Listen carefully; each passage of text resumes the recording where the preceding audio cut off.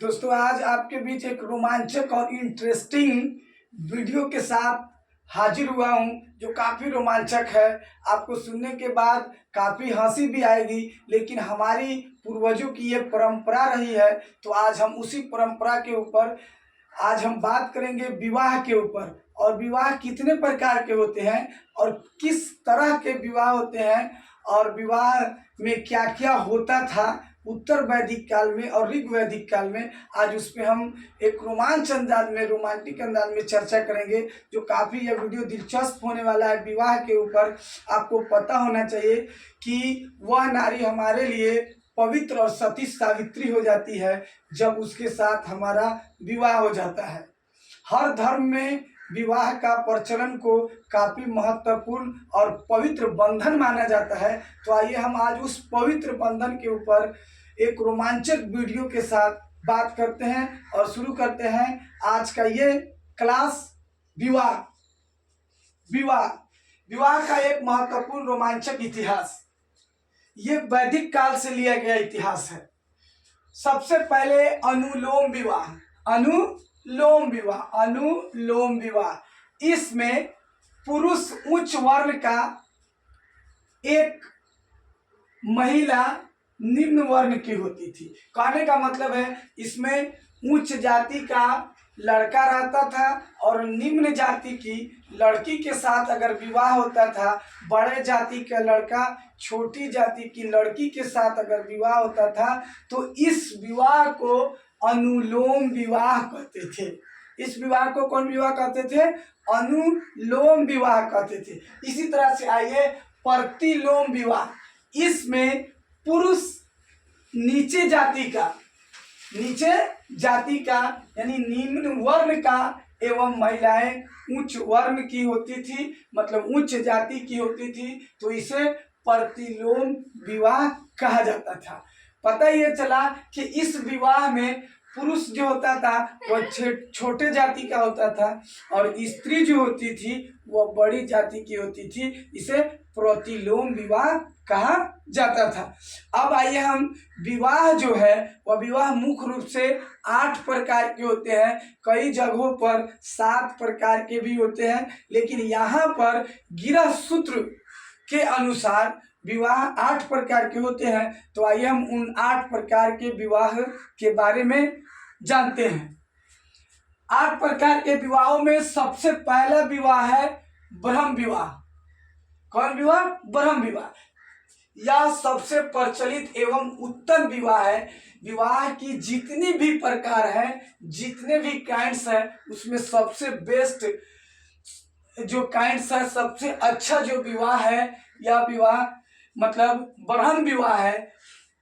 यह सबसे प्रचलित एवं उत्तम विवाह है। इसमें कन्या के माता पिता यानी लड़की के माँ बाप, कन्या के माता पिता उसे वस्त्र एवं आभूषणों से, मतलब अच्छा कपड़ा पहना के और आभूषणों से, मतलब गहनों से सजा संवार कर सुसज्जित करके वर को सौंप दिया जाता था। वर को मतलब दूल्हा को सौंप दिया जाता था। इसको हम ब्रह्म विवाह कहते हैं। इसको हम कौन विवाह कहते हैं? ब्रह्म विवाह कहते हैं। अब हम आते हैं दूसरे विवाह के तरफ, तो है दैव विवाह। यज्ञ करने वाले, जो यज्ञ ब्राह्मण कराते थे, यज्ञ करने वाले ब्राह्मणों के साथ जो अपनी पुत्री का विवाह किया जाता था, उसको दैव विवाह कहलाता था। मतलब यज्ञ कराने वाले जो ब्राह्मण होते थे, उनके साथ मतलब अपने पुत्री का विवाह लोग कर देते थे, तो उसको दैव विवाह कहते थे।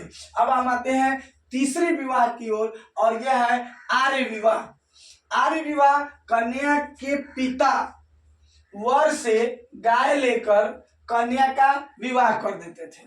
कन्या के जो पिता थे वह दूल्हा से गाय ले लेते थे और उसका विवाह उस लड़का से कर देते थे। तो ये विवाह जो होता था वह आर्य विवाह कहलाता था। आर्य में गाय के बारे में बहुत पवित्रता आई है, बहुत संकल्प और दृढ़ रूप से उनके बारे में आया है कि गाय का शिकार ना किया जाए, और गाय को पवित्र माना जाता था आर्य में, क्योंकि गाय की पूजा का प्रचलन वहीं से मिलता है। तो आइए हम आर विवाह के बारे में जान गए, फिर जानिए आर विवाह के बारे में। जो विवाह का तीसरा प्रकार है आर्य विवाह, कन्या के पिता वर से मतलब दूल्हा से गाय लेकर कन्या का विवाह कर देते थे। अब हम आते हैं चौथा विवाह की तरफ, प्रजापत्य विवाह। प्रजापत्य विवाह, इसमें कन्या का पिता वर को वचन देता था, मतलब कन्या के पिता जो थे वह वर को वचन देते थे कि आप हमारे पुत्री को अच्छा से रखिएगा, सजा कर रखिएगा, संवार कर रखिएगा, अच्छा से किसी तरह की कोई तकलीफ ना दीजिएगा। तो इसमें कन्या क्या पिता वर को वचन देता था, मतलब वर को कुछ बात कहता था, समझाता बुझाता था। अब असुर विवाह, ये काफी दिलचस्प विवाह है, जो आपको सुनने के बाद बहुत ही हंसी आएगी, काफी मजा मिलेगा। असुर विवाह वर से मूल लेकर जो आज हमारे समाज में तिलक का प्रचलन है, दहेज का प्रचलन है, तो उसी तरह की ये बात थी, वर से मूल लेकर। लेकिन आज ये अपोजिट हो गया है, कन्या से मूल लेकर वर ब्याह करता है आज के डेट में। लेकिन असुर विवाह के अंदर यह होता था, वर से मूल लेकर, वर से दाम लेकर, वर से मूल लेकर कन्या को बेचा जाता था, कन्या को बेचकर विवाह कर देते थे, उसको असुर विवाह कहते थे। वर से असुर विवाह में यह होता था कि वर से मूल लेकर जितना भी पैसा रुपया सामान तय हुआ वह लेकर और कन्या को उसे क्या कर देता था, बेचा जाता था, कन्या को बेचकर उसके साथ विवाह कर दिया जाता था।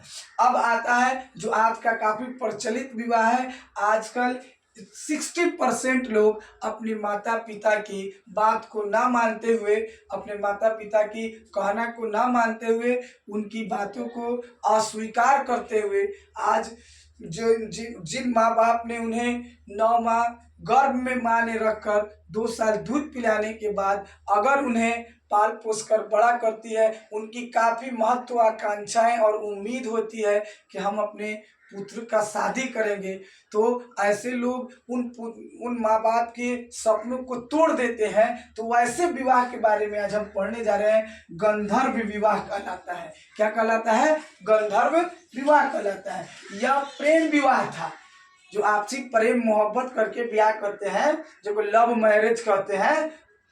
आजकल 80% लड़का लव मैरिज करता है, कहता है कि आई एम डार्लिंग। तो ये प्रेम विवाह था, इसमें माता पिता की अनुमति नहीं ली जाती थी, इसमें माँ बाप का बात को नहीं माना जाता था। इसमें लड़का लड़की आपस में प्रेम करके विवाह करते थे, उसे हम गंधर्व विवाह कहते हैं।